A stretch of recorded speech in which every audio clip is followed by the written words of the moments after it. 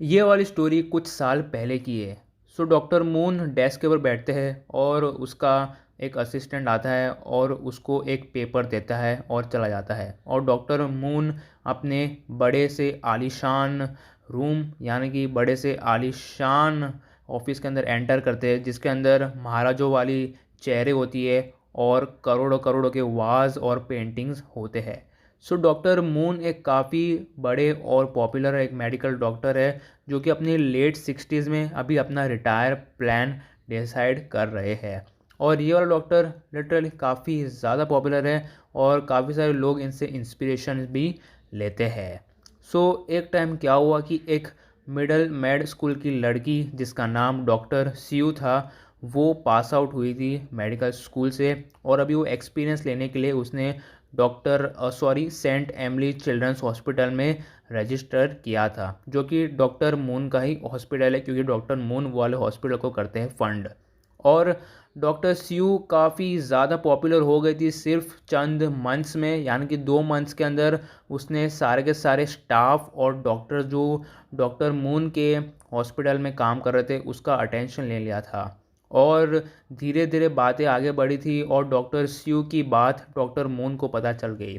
इसलिए doctor moon ने doctor स्यू को एक ऑफ़र दिया कि तुम मेरी पर्सनल असिस्टेंट बन जाओ।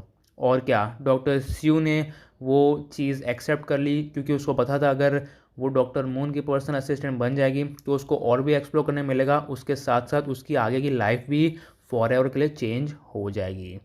सो एक लेट रात की बात है जहाँ पर डॉक्टर मून स्यू को बोलता है, इट्स गेटिंग लेट, सो अभी तुम्हें घर चले जाना चाहिए। और हमें स्यू प्यार से बोलती है, आप भी तो लेट तक काम कर रहे हो और मेरा काम करना तो मेरी ड्यूटी है, और आप बुढ़े हो गए हो तो भी काम कर रहे हो, तो मैं इतनी जवान हूँ, मैं नहीं कर सकती।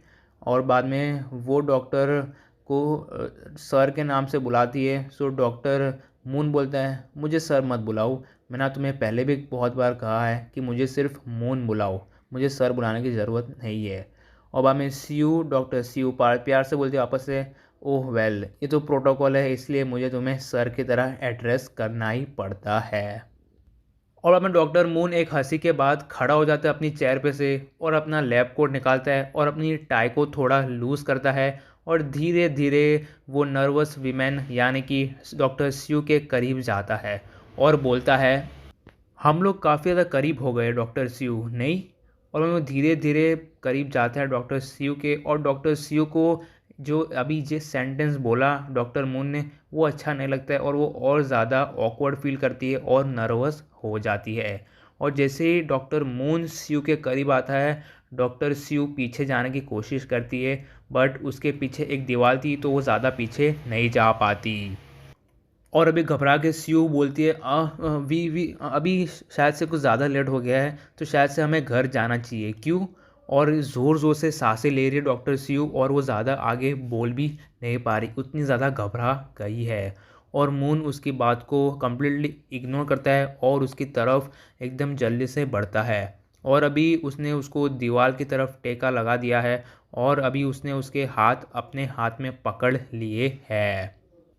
और अभी धीरे धीरे मून स्यू के शोल्डर की तरफ हाथ लेके जा रहा है और अपने हाथ रब कर रहा है, जैसे कि वो उसको काम डाउन करने की कोशिश कर रहा है। बट डॉक्टर स्यू इसको काफ़ी ज़्यादा अनकंफर्टेबल फील हो रहा है और वो काफ़ी ज़्यादा डरी हुई भी है, और उसका दिमाग भी काम नहीं कर रहा है और उसका हार्ट भी काफ़ी तेज़ी से पंप कर रहा है। उसको भागना है बट वो अपनी विल से भाग नहीं पा रही।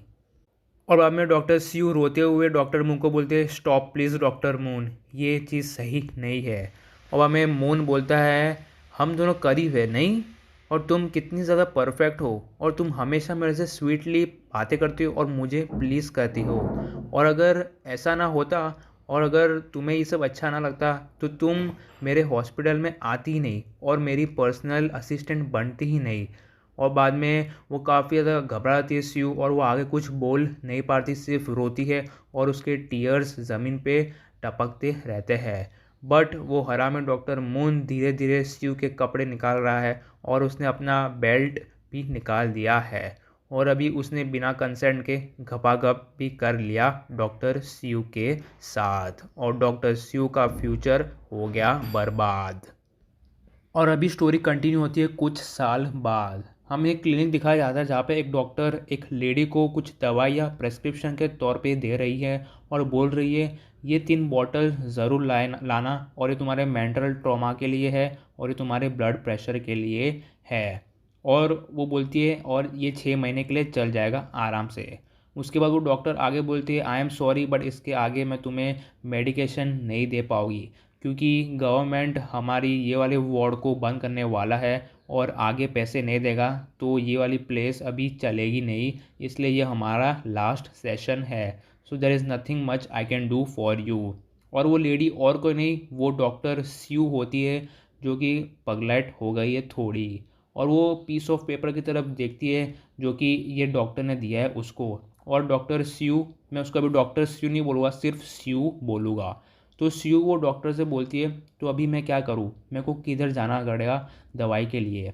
बाद में वो डॉक्टर बोलते आई एम सॉरी, जो पीपल है वो लोग अभी ये दवा खाना बंद करने वाले हैं, इसलिए मैंने तेरी जितनी भी हेल्प हो सकी मैंने करी। एंड प्लीज़ डिप्रेस मत होना, कोई गलत कदम मत उठाना, स्पेशली तुझे तेरे बच्चे की भी केयर करनी है, उसके बारे में सोचना होगा, इमिली के बारे में।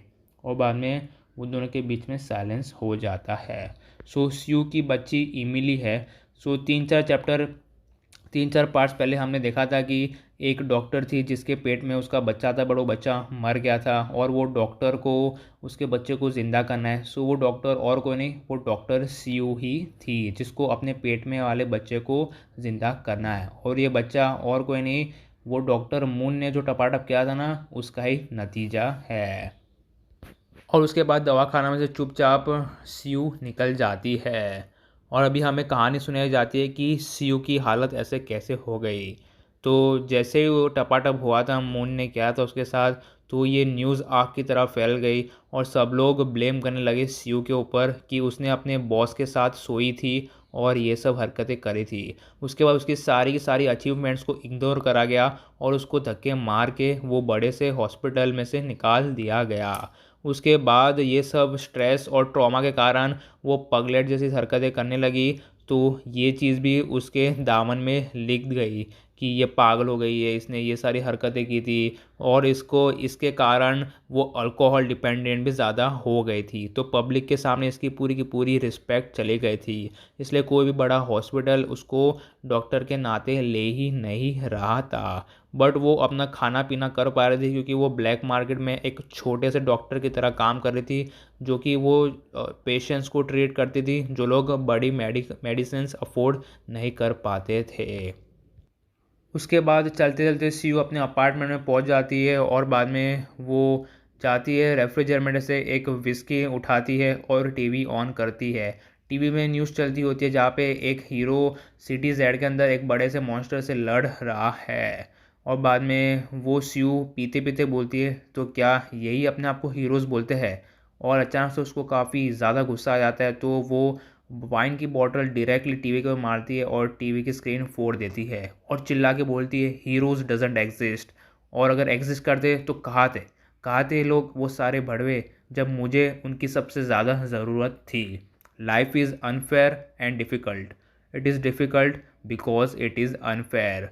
ये वाला सेंटेंस वो बार बार एक मंत्रा की तरह अपने दिमाग में बोलती रहती है। और बाद में वो चीयर्स बोलती है अपनी बेटी इमिली को, जो कि उसके पेट के अंदर है बट अनफॉर्चुनेटली मर गई है। और उसके बाद बोलती है वो आगे सीयू, अगर तू इमिली आज ज़िंदा होती इधर मेरे सामने तो तू 12 इयर्स की होती।